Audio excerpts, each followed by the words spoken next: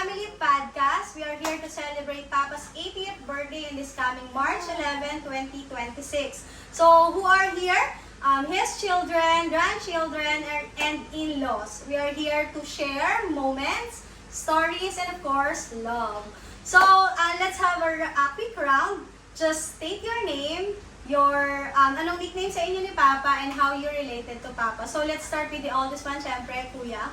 Hi, I'm Edgardo Pendon, anak ni Romeo and Leticia Pendon. Akong pangalan na anak at nickname niyo sa akin na Edgar, only Egay. Ako po si Jennifer Pendon, asawa po ni Edgardo Pendon. Daughters-in-law po ni Romeo Pendon. Ang tawag niya po sa akin ay Jamie. Hello, I'm Marima Pendon, and the second up to the eldest of, siyempre, pangalawa sa panganay. Ang tawag po sa akin ni Papa is Winnie Lorweng. Hi guys, ako naman po si Edita Pendon Caparino, third child, and used to call Didi. Hi, good morning. I'm Jude Caparino, asawa ko po si Didit. Ang tawag sa akin ni tatay ay Jojo. Ako po si Alan Acomen, asawa po ako ni Joan, yung namayapa pong anak ni Papa. Tawag niya po sa akin is Alan. Then ako po yung son-in-law po ni Papa. Hi, I'm Romeo Pendon Jr. And ang tawag sa aking Papa is June, panglima sa magkakapal. So, I'm Jubel Pendon, youngest daughter of Romeo and Leticia Pendon. Paborito po nilang dalawa. Ang tatawag po niya sa akin ay Jovel. Hi, ako naman po si Nicole Yocado, ang asawa po ng apo ni Lolo Romeo. Wala siyang tawag sa akin. Okay, next. Ako si Kimberly Pendon, apo ni Lolo Romeo. Ang tawag niya po sa akin, Kim. Ako po si Alexia Nicole Pendon. Tawag po sa akin, Neg-Neg or Negra. At apo po ako ni Lolo. Ako po si Jade Menard Pendon. Ang tawag sa akin, Jake. Tawag. Apo po ako ni Lolo. Next. I'm Jared Enoch Pico Parino and aka Gareth. And ako po ako ni Lolo. Hello, my name is Princess Anzetia Pendon. My lolo used to call me Tia or anak ni Junjun. Ako na. Ang pangalan ko po si Jonas Enoch Pico Parino. Ako ni Lolo. At ang tawag niya po sa akin, Junjun. Ako si Romeo, Edgardo Pendon, ako. Si Katie po, anak namin ni John. Okay, next. Ito po si Bakin Andrews. Tawag po sa kanya ni Papa, Bocho. Anak po siya ni Jobel, apo ni Papa. Ito naman po si Joanna Leticia Pendon. Ako po nasa tuhod ni Lola Romeo. Okay, and welcome to our family podcast! So, let's have a first question. So, paano nyo i-describe si Papa in one sentence? So, randomly na lang, mauna na ako, no? Si Papa, i-describe ko siya in one sentence. He is the most wonderful person I've ever met. So, next, Kuya, paano mo i-describe naman si Papa in one sentence? Ano ko lang sa papa ko, sobrang mapagbigay yan na tao. Ako naman is very ang love language talaga ng father is service. Sobrang servant siya to anyone. Ako naman, nadi-describe ko si Papa, caring. Kasi talagang aking mama, hindi si mama showy. Hindi siya showy. Pero si Papa, once na mayroong kang sakit, siya yung nag-aalaga. Si mama yung hindi ganong pakita ng show ng pagmamahal. Kasi may resemblance si Papa. Pero si Papa talaga, yung maasikaso. Kaya napaka-caring ko na. Ako naman, yun, the best Papa. Si Papa talaga, the best Papa. O paano magpagsimplihan yung mga anak, halos parang katulungan yung sarili. Ganun magmahal si Papa, sobrang magmahal. True. Kuya, Alan. Sa akin naman, si Papa, I think siya yung pinakamasipag at matyaga. Kumbaga, hindi uso sa kanya yung pahinga. Kumbaga sa araw-araw talagang makikita mong gumagalaw si Papa. True. Sa akin, Ikaw, Tingin ko, Kay Sa Kuya. akin, pagkakilala ko kay tatay, malakas talaga siya. So hanggang ngayon, continue nagtatrabaho, hindi siya umaasa sa bahay, siya ang gumagawa minsan dito sa bahay, naglilinis, maasahan. Okay. So, go na tayo. It's your turn na. Lolo is open-minded. So, nag-ano siya? Nag-alok siya. Ayun, Alec, paano mo din sure si Papa? Si Lolo is parang sobrang bait and sobrang soft. So, Kim, meron ba? How do you describe Lolo? Lolo ang pinakamabait na lolo na nakilala ko. Siyempre, tapos, ano siya, maalalahanin siya. Sobrang maalalahanin ni Lolo. Ikaw, JD.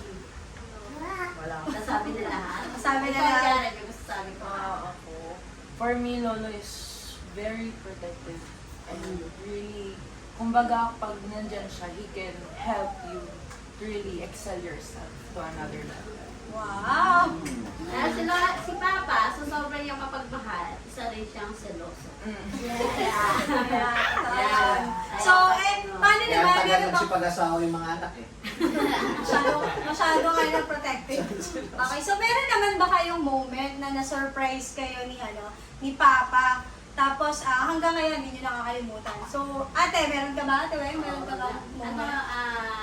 November 2 yung birthday ko, nasa ibang bansa si Papa. Walang expectation. Kasi November 2 na, pag-isip ko sabi ko, bukas na yung birthday ko, wala pa rin. Parang ganon. Pero mismong birthday ko, umaga, dumating yung, alam niyo yung, birthday card na pagbukas mo, happy birthday. Yung lumang, pero may mga bula-bula. At the same time, syempre may pocket money. Kaya parang yung Ayun yung mas excited. Mas masaya. expected mo, parang mismo tinapat ni Papa sa birthday ko. Kaya yun hindi ko makakalimutan. Simpleng card. And to mention, wala siya dito sa Oo, Philippines. nasa saka timing, di ba? Mismong birthday ko pa. Oo, ganun. So, meron pa ba, Kuya? Tama na ko. Yung time na umuwi siya, bago siya yung huling uwi niya, na naglalaro ako ng basketball noon, hindi namin alam na uuwi talaga si Papa. Nakita ko na lang siya naglalakad siya sa court, na may dala siyang bag. Bag lang yan eh, sa maleta lang eh.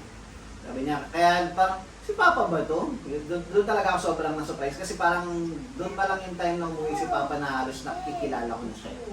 Kasi most of the time talaga nung pinanganak ako si Papa nasa Saudi. Kuya Egan. Moment sa papa ko, mahilig siya mag-sorpresa.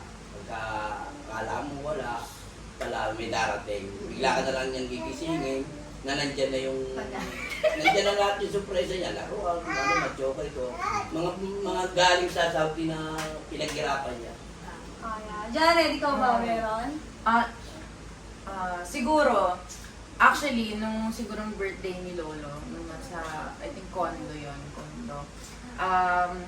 nagse-celebrate kami ng birthday ni Lolo. And syempre, wala, mayroong bagong tablet si Lolo. Sabi ko, oh my gosh, syempre ako jojo ko, akin na lang yung cellphone mo, Lo, akin na lang yung cellphone mo, meron ka naman ng tablet eh. Syempre, unexpected na bibigay niya talaga yung cellphone niya. So, really surprised ako nung binigay niya talaga yung cellphone niya. Surprise din ako. Surprise din kami, nakinuha mo. Siyempre, ganun kaburaot tayo. Ako naman, ako talaga, lagi akong sinusurprise ni Papa sa ni Mama na in the middle of the Ikaw na night. favorite kita. Yeah. Parang dami beses na sinurprise. In the middle of the night, sinusundo talaga nila ako together. Next year natin. Yung magugulat ka, sinatid ka ng nililigawan mo, tapos hindi mo na siya pinababa sa jeep. Kasi ano talaga si Papa, kahit saan ako nagbabasketball, kasama ko talaga yun. Yes. Tapos gagaling na ng trabaho, hintayin ko yan sa Sunduin kain ko sa kain ko. Pero surprise pa ba yun? Na masyado na tayong bantay sarado. Hindi, masyado lang sa maingat na mga anak ko. So since nagtatawanan naman tayo, meron ba kayong mga funny moments or nakakatawang moments na kasama niyo si Papa na until now, pag naaalala niyo, sobrang natatawa pa rin ba? Sige, share natin yung telegram. Dalawa sa akin. Sige, dalawa pa. Go. Yung isa, yung palagi siyang umuutot. Tapos nag-aarti siyang walang mangyayari. Pangalawa, yung trinay ko siya lagyan ng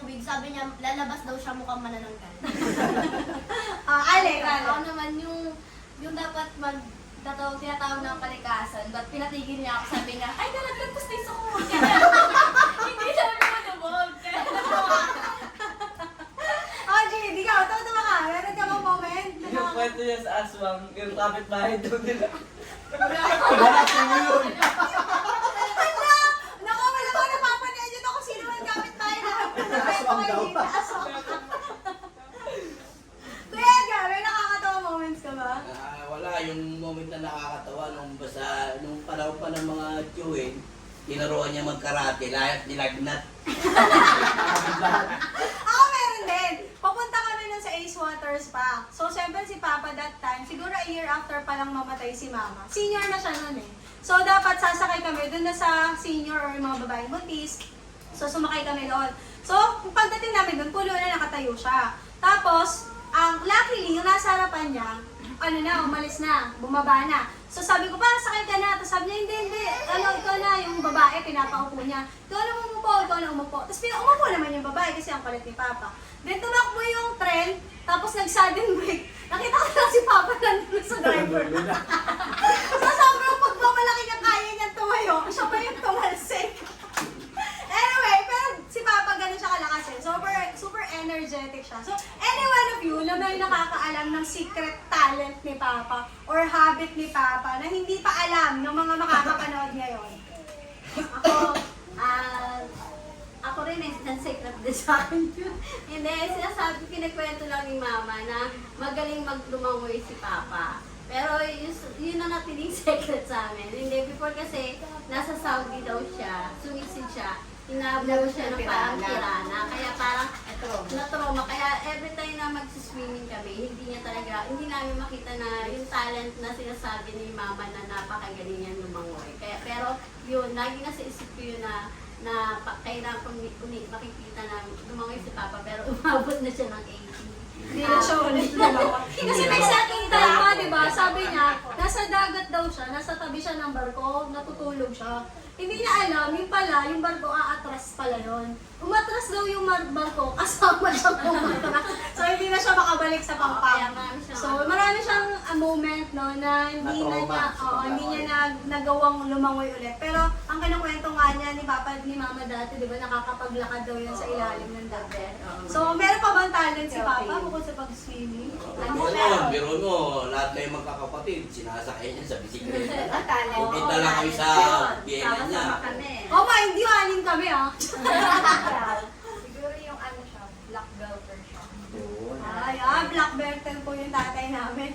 Kaya takot yung mga nanliligaw. Grabe yung mga naliligaw eh. Pag lumabas ako, tumatakbo na.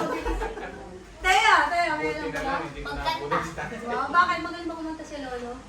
Oo, habang naglilinis. Ano yung madalas niya kinakanta, te? Yung ano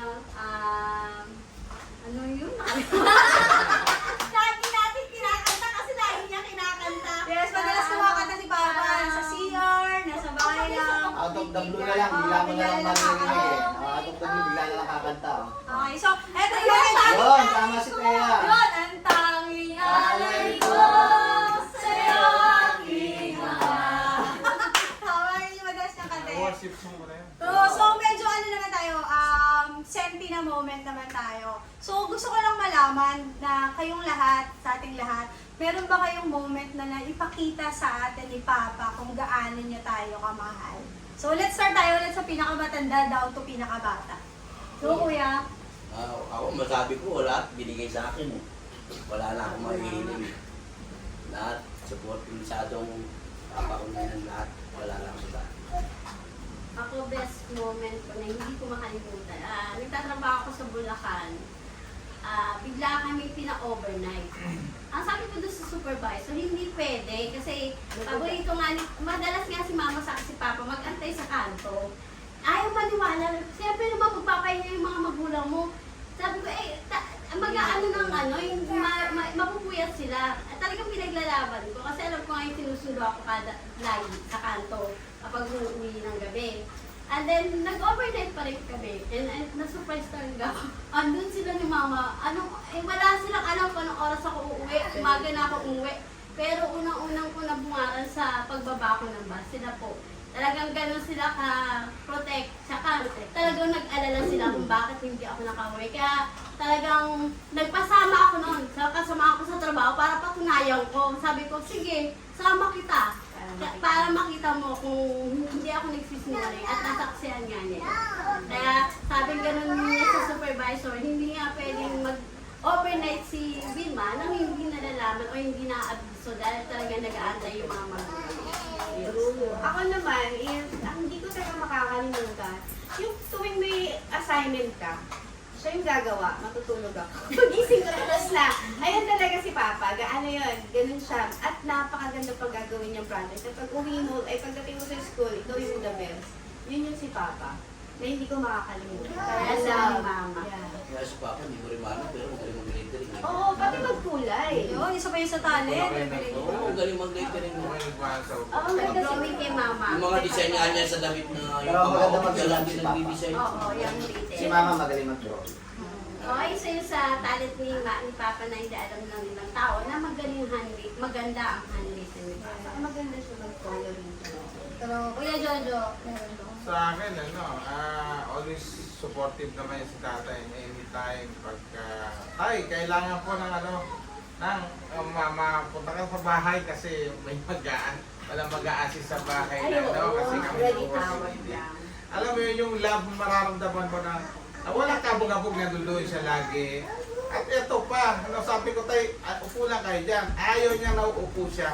Kung hindi nagtatrabaho talaga siya. So, Hindi na yun. wala assistant. Hindi nakuha ng assistant si Jason. May kita mo yung love na supportive na kahit na hindi niya ginagawa sarili matanda siya, kundi gagawin niya kung ano yung the best para sa, siguro kasama na ako kasi ako yung pagmamahal niya sa akin.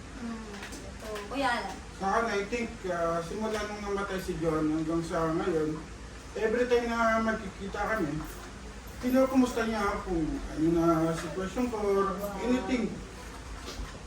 Kumbaga sa simpleng salita, napakalaking ginawa na rin sa akin. Kasi kumbaga, yung love na ina-expect ko, still nandiyan pa rin. Then, kumbaga, kahit pa paano, nakakampante ako, lumulubag na pa rin. Maraming salamat po pa. Siguro ako actually dalawa yun. Yung moment na yun. Pero magkatugtong na, pero malayo yung years ng gap. Yung hindi ko nakalimutan is yung parang dinisiplina ako ni Papa, nakita niya ako somewhere lang, tapos bigla niya lang ako napalo. Tapos dinamdam ko yun ng habang taon. Tapos meron time na moment na pinigilan niya, dinisiplina ulit ko ni Papa.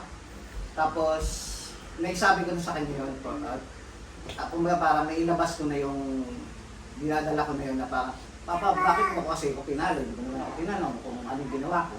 Tapos sabi naman, hindi ko makalimutan yung magulang mo na humingi ng sorry sa'yo.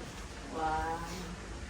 Although, prideful pa rin ako kasi umalis pa rin ako ng bahay. Pero, hindi ko makalimutan yung salita mismo, yung echo mismo ng sorry.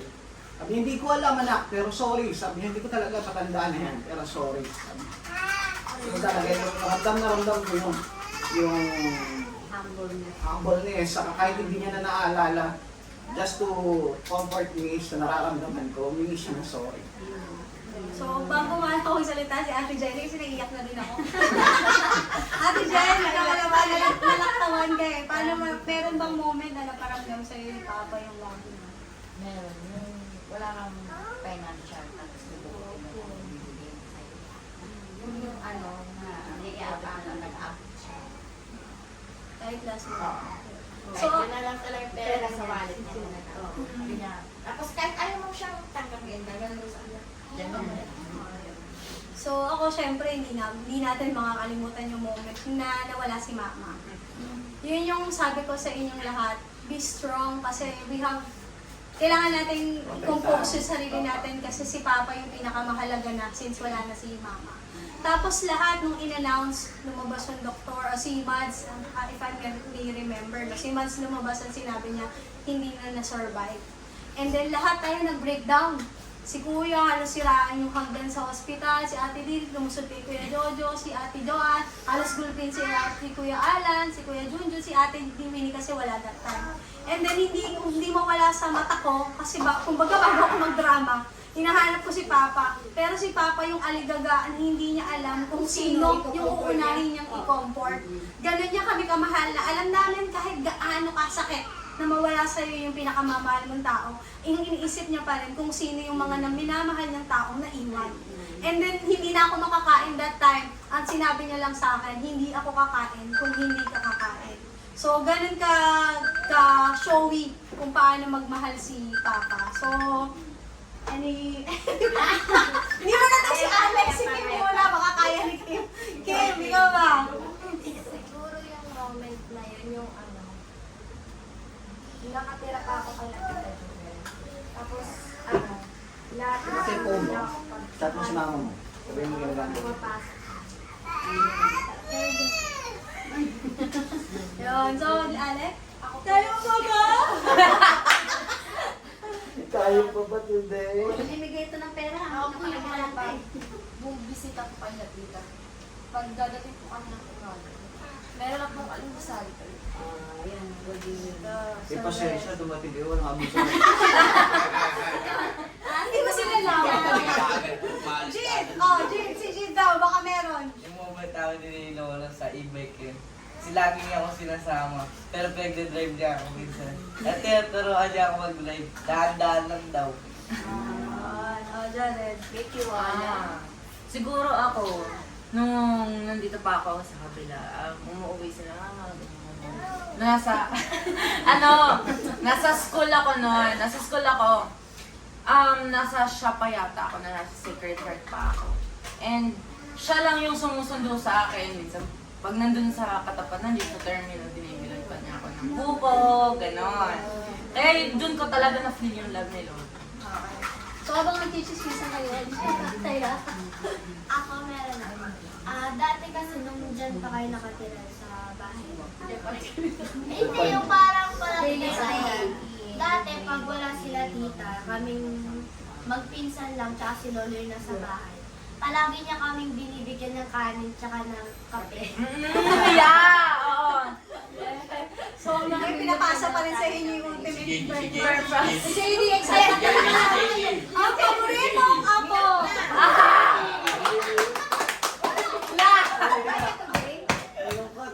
Nalangkot na. Jobe kasi tiniyak eh. Meron ka bang moment?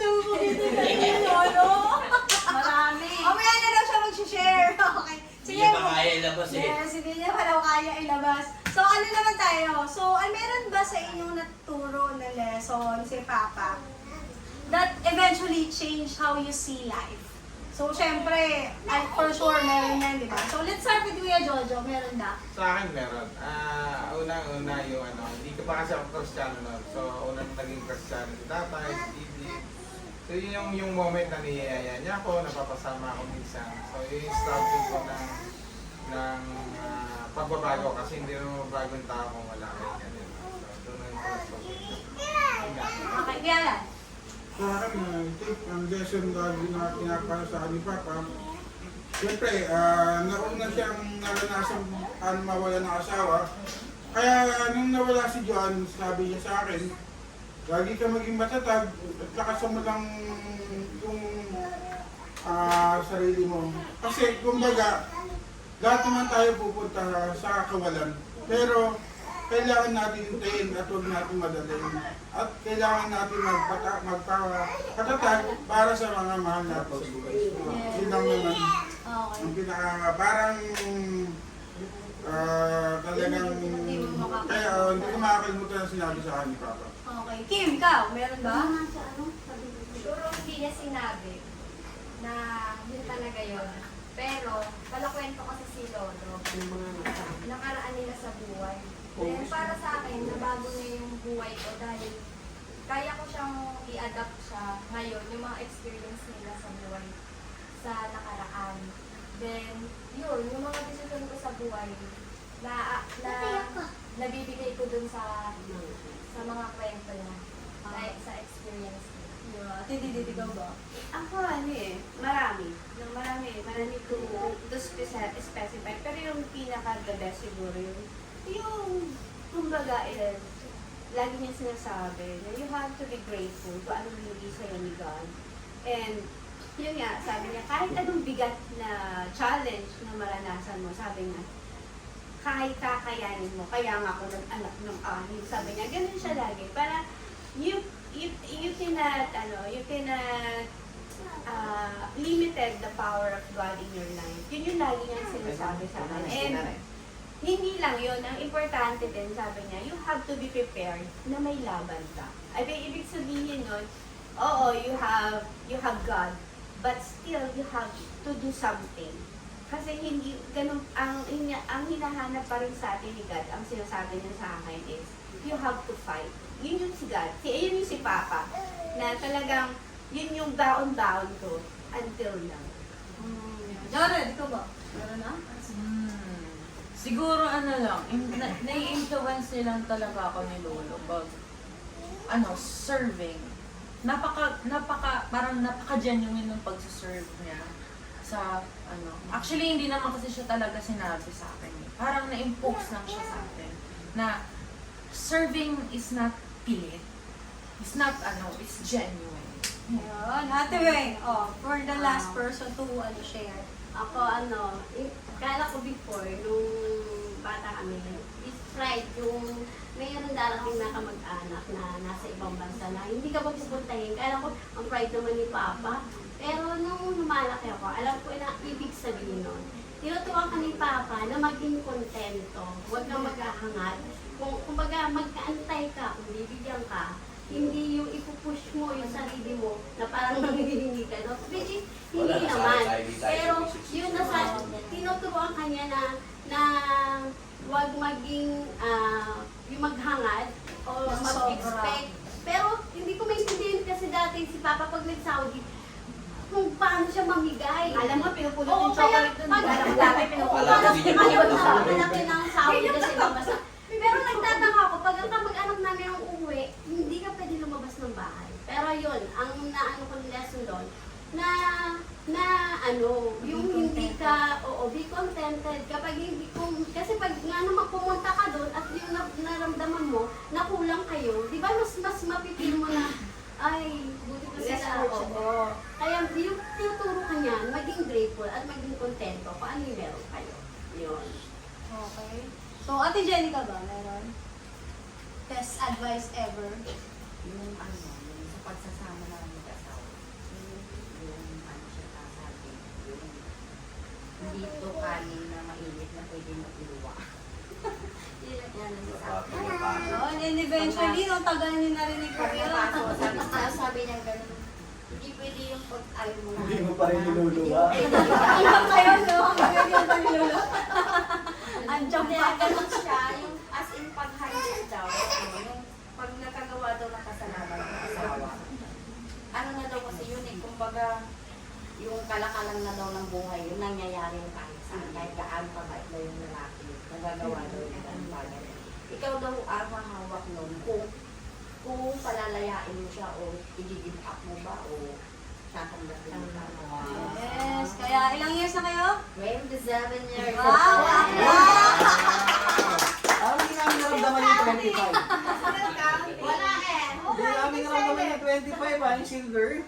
So, in related to that, jump tayo sa anong impression ba ng mga in-laws nung nakita nyo si first impression nyo kay Papa? So, start tayo kay Ate Jen ulit. Siya yung una. Ang impression kay Papa, ito yung suplado. Kasi hindi siya talagang humingiti. Kahit na pagkausap mo siya, hindi siya yung as in smiling. Oo, yung nagbibiro. Yun ang impression ko sa kanya. Pero ganun talaga.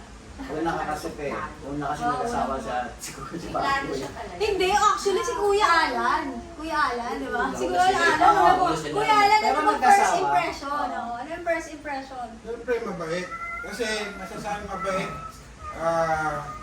Pagka pupunta ako doon siya nagtatanong, nagkikwento, saan kayo nagpunta, then anong ginagawa mo pagka nasa bahay. kumbaga sabi nila, pero I think mabait eh. Kasi i-entertain ka niya pagka pumunta ka doon sa bahay. Kumbaga, siguro, Bakit sa'yo ito Oo, for the record. siguro, iba siguro. Babae, may kababae, suplado yun. Stimula sa akin, or iba yung ano ni Papa, kaya siguro mabait siya sa akin. Oo, iba yung impression siguro din sa'yo ni Oo, Papa. ang loob niya sa'yo. Oo, kasi sa akin may hinabol eh.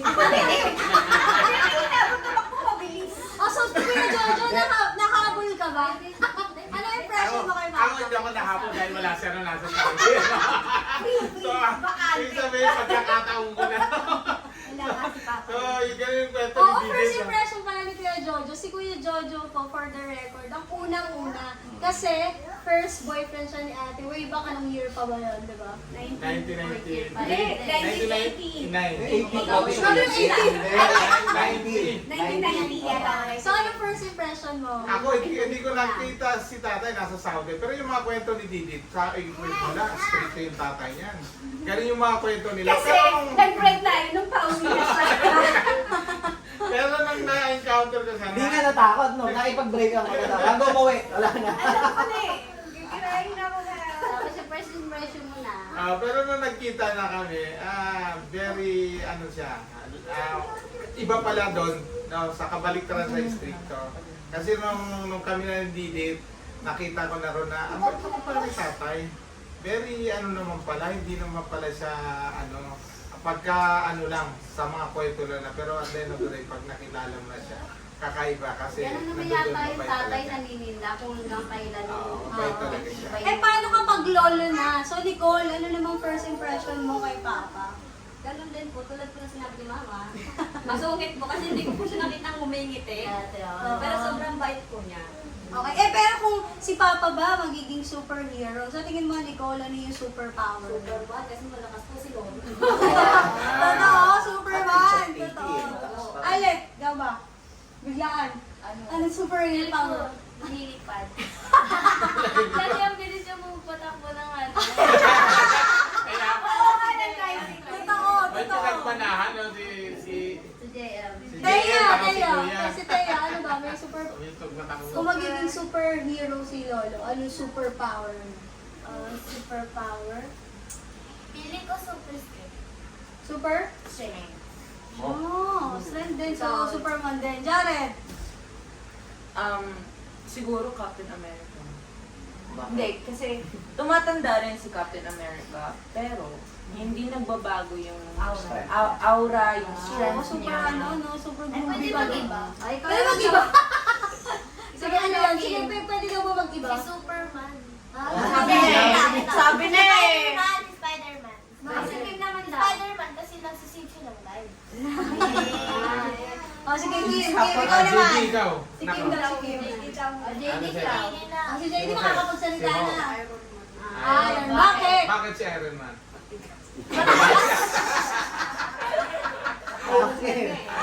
Oh, ikaw, Kim. Sige, Kim, go. Super strength. Kasi wala siyang katagaran na maglampaso, maglinis. Baka si Kuya Alan na iba yung super strength. Kaya alam yung super power ba si Papa? I think ang superpower ni Papa magiging peaceful. Kasi napakaano niya sa lahat ng tao eh. Kumbaga, ang lahat ng tao sa tingin niya mababait or mabuting tao. Kumbaga yun ang tingin ko. Yes, totoo, tama yan. So, meron ba kayong naranasan na nakita niyong emotional or soft si Papa? Pwede niyo bang i-share? Ako muna. Ako muna. Medyo, go Teya. Nung namatay si Tita Jo, So, bakit? Paano siya nakita soft? umiyak siya. Kasi, syempre, sino naman hindi iiyak na tatay na nawalan ng anak. Yan, totoo naman. So, ikaw, Kuya Edgar, nakita mo na bang emotional si Papa? Marami. Ay, pa ako doon sa akin. Ayun pala yung phone ko. Ang dami away. Siya yung makarap. Oo, totoo. Siya lahat talaga sasalubong eh. Pag alam niya mapapaaway ka, nauuna pa siya. Kuya Jojo, ikaw, meron ba? Sa akin, ano? Habang may tumatawa sa'yo. Hindi, okay na. Sa akin, emotional nakita ko siya. Pag nagkukwento siya about the Bible, so nandun lagi, siguro nararamdaman niya na ito yung nararamdaman ko para sa'yo, God. In-express niya yung kanyang sarili. At nakikita ko na mangiyak-iyak siya. Yeah. Ole. Hindi ko na sila kumintay. Ano namatay ko si... Kimi ka, meron bang iba na... Nakita mo si Naging Papa? emotional. Soft? Pareho lang din kay Tito Jojo, pero yung kanya pag nagdadasal siya, hindi lang halata pero para siya naiiyak. Yeah. Ako, so may iba lang. Nung kami way back na tiwing. Nung kami kasi dati nag-rent lang kami sa bahay ni Lola. Na hindi kami na kontento. Na bumaba kami doon sa first floor. Sinabi namin na i-rent namin. So to continue the story, Ate Weng, ano nangyari na? Nakita ko yung umiyak sa papa, nag-e-empo siya na nung pinapalayas kami ni Lola. Pero ano naman kay Lola, kasi nag-uulyan din na si Lola. Na nakabayad naman ako ng renta, pero inaano niya na hindi kami nagbabayad na. Hindi na kayo nagbabayad, umalis kayo. Yung nalaman ni Papa yun. Yung talagang makita mo yung parang, anak mo, Ang dialogue niya, anak mo rin ako! The big word. Siguro nasa isip ni Papa that time na kahit hindi na ako magbayad, dahil anak mo ko. Pero sinasabi niya pa rin na nagbayad yung anak ko. Kaya yun yung pinaka-soft na nakita namin talaga na si Papa. Kasi hanggang ngayon kapag naaalala. At si Lola pa rin Wala lang si Papa. Walang Naalala niya. Kasi pag talaga, ano niya weak niya talaga si Lola. Kapag sinabi ni Lola na nasa ibang bansa siya, isang labo yung alahas mo, sabi ni Lola. Kapag wala akong malalaman na lang ni Mama wala yung singsing niya kasi binigay niya kay Lola. Ganun kalambot ang puso ni Papa. Kaya nung pinapalayas kami sa bahay, todo iyak niya. Na, parang sa drama dun sa TV. Anak mo rin ako. Pero meron din ako nung huling beses na hospital si Papa. Yung huling beses na hospital si Papa, parang, kasi nung time na, nung na-hospital siya dati, kami siya parang wala lang hindi niya dinadamdam, hindi siya nag-aalala. Pero nung huling na-hospital siya, parang nalulungkot na siya, nag-worry na siya kung ano na yung, parang nagkakaroon na siya ng fear. Oo, kasi Natatakot na siya. for the record, yung that time is nawalan siya ng malay. Kaya so hindi niya talaga alam kung ano yung Anong nangyayari. Tapos Kaya, kami Sabi natalata nga kami. niya, kalang araw niya, matutulog yan. Oh, yeah. So kaya yun, takot. May Kaya siya takot. naging Matignan may takot. first time mong Pinalo ka lang parang ng first isip. time kong Pinalo naranasan ka na ng isip. nagpapa-assist si Papa sa'yo, yung kailangan mo siyang alayan, alagaan, kasi talaga parang mahina siya, hindi niya talaga kaya, nanginginig, giniginaw. Kaya yun talaga yung pinaka-moment na nakita kong napaka-soft ni Papa. Napaka-vulnerable niya talaga. Okay. So, combo na natin kung meron man kayong gustong sabihin kay Papa na hindi niya pa nasasabi. And then, magbigay kayo ng birthday message para sa kanya. So, ano na lang tayo, from here to here. So, Jig, mauna ka na. Wala pa akong sasabihin. Wala ko sasabihin. Ako yung alam mo. Para sa akin, ang masasabi ko lang kayo, Papa, maraming salamat po. Kasi ikaw po yung binigay ni God na parang naging biyan ako, pangalang magulang. Sa lahat din po na tulong na binibigay niyo po sa akin, kumbaga sa mga suporta, sa nung wala si John. Then happy birthday na lang po. Sana lagi po kayong good. At alagaan niyo po yung sarili niyo, ingat po kayo palagi. Lagi po pa. Oh, yeah. Malamang yung sabi ko lang naman sa Papa ko mahal na mahal ka namin. I love you. Happy birthday, Papa. Happy birthday. Alec. Masasabi ko na hindi ko pa nasabi. Yung lotion ko po. Joke lang po. Happy birthday, Lo. Malamal ka namin. And more birthday to kami, Lo. And, Yun. Ate Jenny. Happy birthday, Papa. Good health. At laging malakas. Happy birthday. Love you. Nicole. So ayun po, happy birthday Lo. Sana lagi kang malusog. More birthday to come pa po. I love you, Lo. Happy birthday. And sana yung health mo, magpatuloy pa siya na malakas, na umabot pa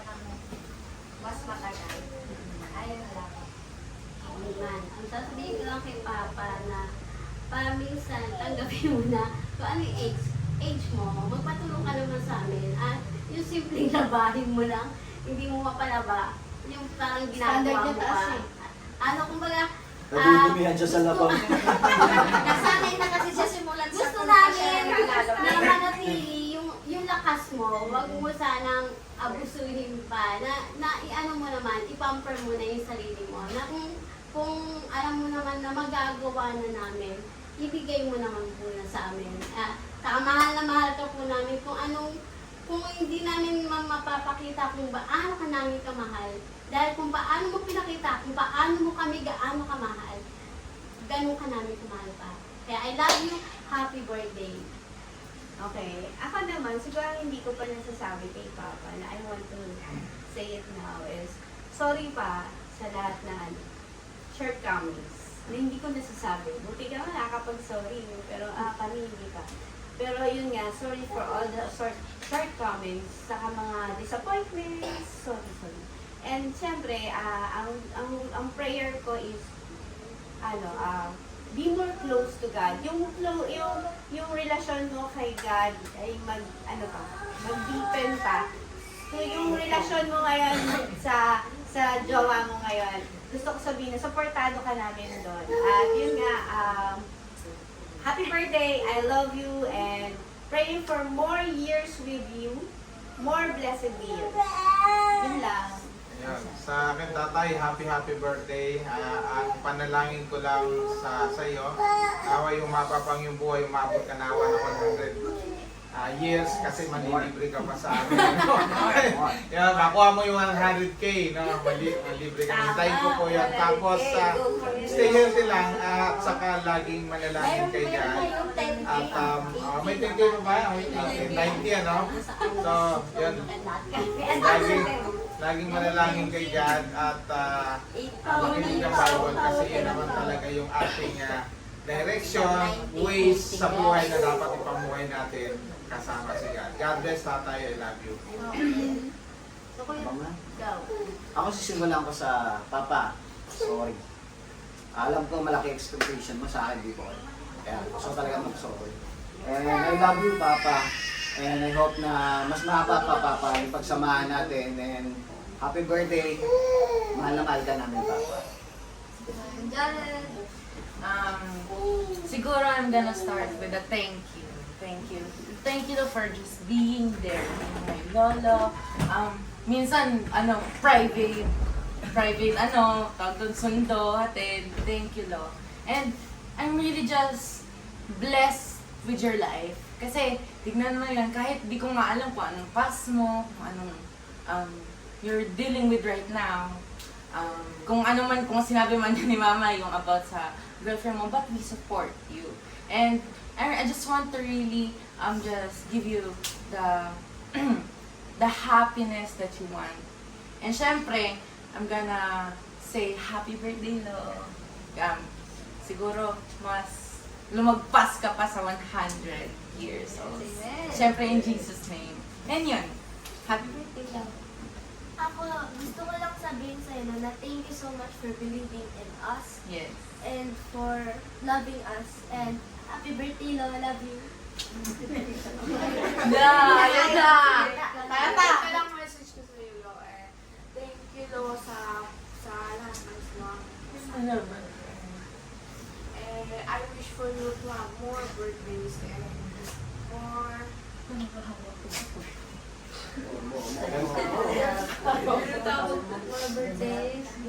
birthdays ng amin. Lumagpas ka to G, baka may message ka lang. Birthday message. Lumakas ka pa. Tapos, thank you sa mga payo. Pero happy birthday, Lolo. Happy birthday lang. Lolo, happy birthday. Lakasan mo. Lolo, happy birthday. Kaway ka. Kaway. Yes.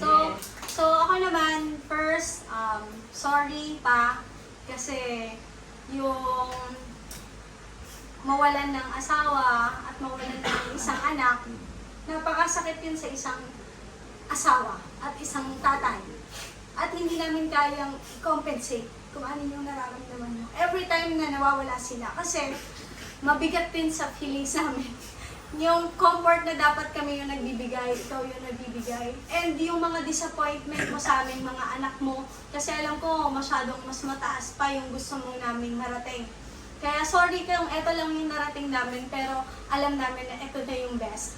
And then, thank you Papa. Thank you kasi hindi namin ma-imagine na magkaroon ng iba pang Papa. Kasi we are so blessed na magkaroon ng best father and best lolo in town.